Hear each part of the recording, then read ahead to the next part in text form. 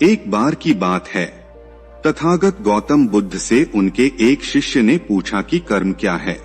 यह सुन गौतम बुद्ध मुस्कुराए और उन्होंने जवाब दिया कि कर्म को समझाने के लिए मैं तुम्हें एक कहानी सुनाता हूँ। इस कहानी को सुनने के बाद तुम सभी यह समझ जाओगे कि कर्म क्या है। गौतम बुद्ध ने कहानी सुनानी शुरू की। एक राज्य में एक राजा राज करता था। एक बार वह अपने मंत्री के साथ देश का भ्रमण करने निकला। भ्रमण करते करते राजा और मंत्री एक बाजार में पहुंच गए। उस बाजार में राजा का ध्यान एक दुकानदार के ऊपर गया।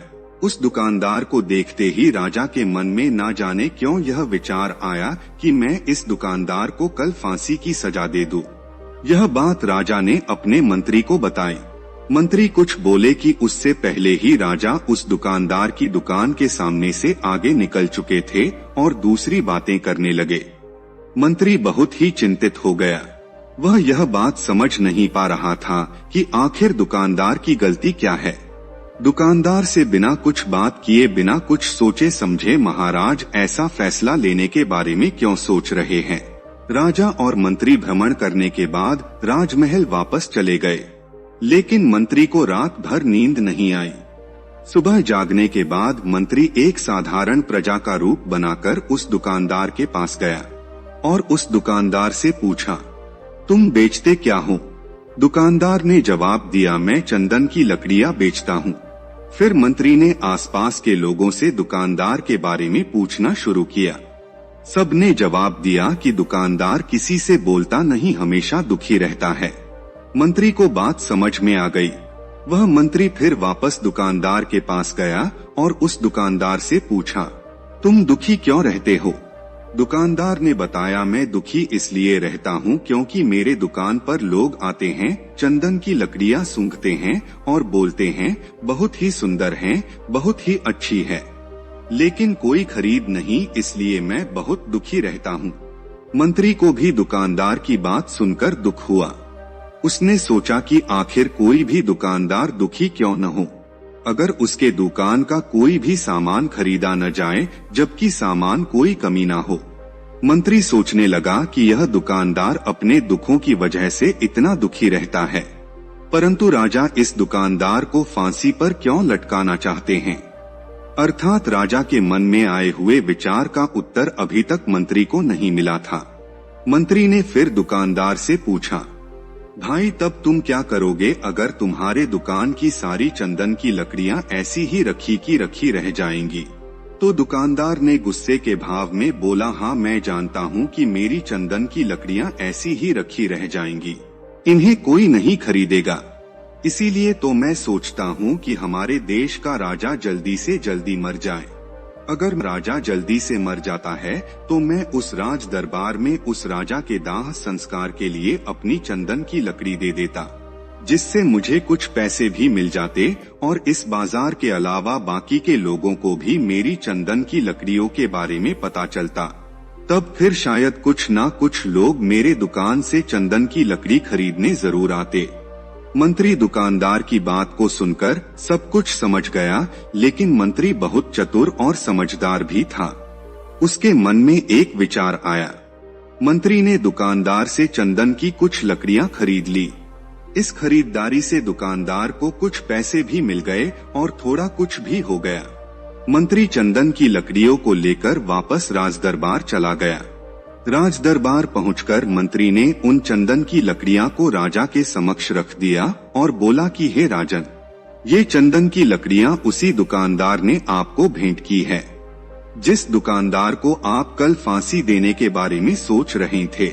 राजा ने उन चंदन की लकड़ियों को सूंघा और उन्हें उन चंदन की लकड़ियों की सुगंध बहुत पसंद आई। उन्होंने कहा, यह चंदन की लकड़ियां बहुत ज्यादा खुशबूदार हैं। दुकानदार के इस अनोखे अनोखे भेंट से राजा बहुत खुश हुए और मंत्री को कुछ स्वर्ण मुद्राएं देकर बोले, जाओ उस दुकानदार को ये स्वर्ण मुद्राएं इनाम में देना और बोलना कि आज के बाद महल में जब कभी भी चंदन की लकड़ी की जरूरत पड़ेगी तब तुम्हारे दुकान से ही चंदन की लकड़ी ली जाएगी। यह बात सुनकर मंत्री जी मुस्कुराने लगे तथा सोचने लगे कि अब तो राजा के मन में उस दुकानदार को फांसी देने का विचार आ ही नहीं सकता, क्योंकि अब तो हमेशा राज दरबार के लिए चंदन की लकड़ियों के इंतजाम की जिम्मेदारी उस दुकानदार को मिल गई है। मंत्री स्वर्ण मुद्राओं को लेकर वापस दुकानदार की तरफ चल पड़ा। इधर राजा इस विचार में पड़ गए कि वह दुकानदार तो बड़ा ही अच्छा इंसान है। जिस वक्त मैं उसके बारे में यह सोच रहा था कि मैं कल इसको फांसी दे दूंगा, तब शायद उसके मन में उस समय यह विचार चल रहा था कि राजन पहली बार मेरे दुकान के सामने आए हैं, क्यों न मैं उनको अति सुंदर और खुशबूदार लकड़ियों भेंट करूं। और आज उसने मुझे भेंट भी किया। बेवजह ही मैं उसको फांसी देने के बारे में सोच रहा था। इधर मंत्री दुकानदार के पास पहुंच गया। मंत्री ने राजा के द्वारा दी गई स्वर्ण मुद्राओं को दुकानदार को देते हुए कहा कि जिन चंदन की लकड़ियों को कल मैं खरीद कर ले गया था, उन चंदन की लकड़ियों को राजा ने बहुत पसंद किया और इनाम के तौर पर तुम्हारे लिए यह स्वर्ण मुद्राएं भिजवाई है। यह सब सुनकर दुकानदार बहुत खुश हुआ। साथ ही साथ मंत्री ने उस दुकानदार को यह भी बताया कि अब आज के बाद राज दरबार में जब कभी भी चंदन की लकड़ियों की जरूरत पड़ेगी तो सारी चंदन की लकड़ियां तुम्हारी दुकान से ली जाएंगी। दुकानदार मंत्री की बात सुनकर बहुत ही खुश हो गया। मंत्री ने दुकानदार से पूछा, क्यों भाई, तुम तो राजा के बारे में इतना बुरा भला सोचते थे, लेकिन देखो राजा तुम्हारी कितनी चिंता करते हैं। राजा कितने अच्छे हैं। राजा अपनी प्रजा के बारे में कभी भी गलत नहीं सोचते। दुकानदार मंत्री की बात से सहमत हो गया और बहुत दुखी होकर राजा के प्रति अपने बुरे विचार पर पश्चाताप करने लगा। दुकानदार मंत्री से बोला, मैं कितना गलत सोचता था राजा के बारे में। राजा तो बड़े ही अच्छे हैं, बड़े ही भले राजा है। भगवान करे कि राजा की बहुत ही लंबी आयु हो। यह बात सुनकर मंत्री भी बहुत खुश हुआ।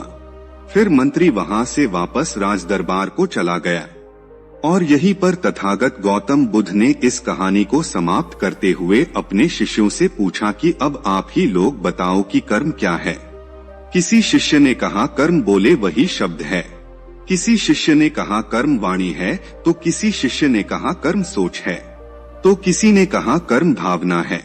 अपने सारे शिष्यों के जवाब सुनने के बाद महात्मा गौतम बुद्ध कहा कि इंसान के विचार ही उसके कर्म है।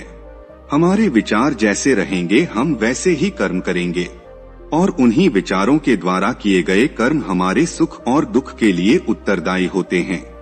अर्थात अगर हमारे विचार ही गलत है तो हमारे द्वारा किए हुए कर्म भी गलत ही होंगे और उनका परिणाम भी गलत ही निकलेगा, जिसके परिणाम स्वरूप हम दुखी रहेंगे।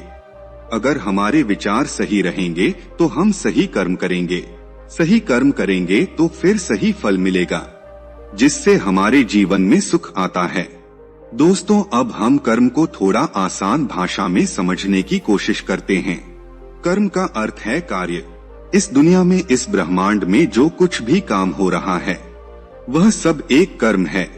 असल में देखा जाए तो कर्म क्रिया और प्रतिक्रिया के साधारण से सिद्धांत को फॉलो करता है। हम जो भी कार्य करते हैं वह एक कर्म है और फिर क्रिया और प्रतिक्रिया के सिद्धांत के अनुसार हर कर्म का एक परिणाम ही होता है। जैसे कांच के गिलास को फेंकना एक कर्म है और उसका टूट जाना उसका परिणाम। अधिक बारिश होना एक कर्म है और बाढ़ आना उसका परिणाम। असल में परिणाम हमारे हित में होगा या अहित में, यह पूरी तरीके से हमारे द्वारा किए गए कार्य पर निर्भर करता है। ज्यादातर लोग यह सोचते हैं कि ऊपर आसमान में कोई बैठा है जो निर्णय लेता है कि किसके जीवन में सुख देना है और किसके जीवन में दुख है, जबकि असल में हमारे कर्म और फिर उनके द्वारा मिलने वाले परिणाम ही हमारे सुख और दुख को निर्धारित करते हैं। इसीलिए हमारी भारतीय परंपरा में यह कहा जाता है कि आप अपने भाग्य के निर्माता स्वयं हैं। असल में कर्म का परिणाम ही भाग्य है और हमें कैसे कर्म करने हैं यह पूरी तरीके से हमारे हाथ में होता है। तो जब कोई अच्छा कर्म करता चला जाता है तो उसका भाग्य भी अच्छा होता चला जाता है। जैसे अगर दो बच्चे हैं और उसमें से एक बच्चा बचपन से ही नई चीजों सीखने और जानने का प्रयास करता रहता है, वह हमेशा ही जो भी करता है उसमें अपना सर्वश्रेष्ठ देने की कोशिश करता है। और दूसरा बच्चा है वो ना तो किसी चीज के बारे में सीखने और जानने का प्रयास करता है और ना ही किसी काम को पूरे मन से करता है। तो समय बीतने के साथ वह पहला वाला बच्चा अपने जीवन में काफी सफल इंसान बन जाता है, जबकि दूसरा बच्चा सालों बाद भी अपने जीवन में संघर्ष कर रहा होता है। अब यहाँ पहले बच्चे को देखकर दूसरा बच्चा बड़ी आसानी से कह देगा कि उसकी तो किस्मत अच्छी थी, लेकिन नहीं, असल में उसके कर्म अच्छे थे, जिसके परिणाम स्वरूप उसकी किस्मत भी अच्छी होती चली गई। तो अगर हम चाहें तो अपने कर्मों को बदलकर अपना भाग्य बदल सकते हैं। सीधी सी बात है, जैसे ही आप अपने कर्म बदलोगे आपका भाग्य बदलना शुरू हो जाएगा, और यह दोनों ही परिस्थिति में सही है, अच्छे के लिए भी और बुरे के लिए भी। लेकिन असल में कोई इंसान कैसे कर्म करता है, यह मुख्य रूप से उसके माता पिता, परिवार, समाज और आसपास के माहौल पर भी निर्भर करता है। ज्यादातर केसेज में एक एक्टर का बेटा एक्टर बनने की ही कोशिश करता है, इंजीनियर का बेटा इंजीनियर और डॉक्टर का बेटा डॉक्टर। इसका कारण यह है कि हमारा शरीर और मन अपने आसपास से ही सूचना इकट्ठा करता है और हम हमारे अंदर मौजूद सूचनाओं और ज्ञान के आधार पर ही कोई कार्य करते हैं और फिर हमें उसी के अनुसार परिणाम भी मिलते हैं। असल में हम अपने रोज के कामों का 99% अनकॉन्शियस तरीके से करते रहते हैं, क्योंकि हमारा शरीर और मन प्राप्त सूचनाओं को याद रखता है और फिर उन्हें दोहराता रहता है। जैसे जब हम कार चलाना सीख रहे थे, तब हम एकदम पूरी कॉन्शियसनेस के साथ हर चीज पर ध्यान रख रहे थे कि स्टीयरिंग कहाँ है, ब्रेक कहाँ है। लेकिन कुछ समय बाद हम बात करते हुए या फिर कुछ भी सोचते हुए बड़ी आसानी के साथ कार चला पाते हैं, क्योंकि अब हमारे अंदर कार चलाने की प्रोग्राम हो चुकी है और हम लगभग अपने सारे काम अब इसी तरीके से करते हैं। बिना किसी जागरूकता के बस वो काम होते जाते हैं, क्योंकि हमारे काम बिना किसी जागरूकता के हो रहे हैं। इसलिए हमें लगता है कि हमें कोई चला रहा है, कोई अदृश्य शक्ति, जबकि असल में हमारे कर्म ही अब हमारी आदत बन चुके हैं। अगर हम अपने ज्यादातर काम जागरूक होकर करने लगे तो पाएंगे कि हमारा भाग्य हमारे ही हाथ में है, क्योंकि जागरूकता की वजह से हमारे कर्मों पर हमारा पूरा नियंत्रण हो जाता है। जैसा कि ऊपर की कहानी में गौतम बुद्ध ने कहा था कि हमारे विचार ही हमारे कर्म है, और जागरूकता की अवस्था में हमारा हमारे विचारों पर पूरा नियंत्रण हो जाता है। विचारों के नियंत्रण से हम कर्म में नियंत्रण हासिल कर लेते हैं और फिर जब हमारे कर्म हमारे हिसाब से होंगे तो उनका परिणाम भी उसी के अनुरूप ही होगा। इसीलिए गौतम बुद्ध ने चित्त के नियंत्रण पर जोर दिया है कि जब किसी इंसान का चित्त ही शुद्ध हो जाएगा तो उसके मन में बुरे विचार ही कैसे आएंगे और फिर वो बुरे कर्म ही कैसे करेगा। इसलिए गौतम बुद्ध का पूरा ज्ञान चित्त की शुद्धता पर जोर देता है।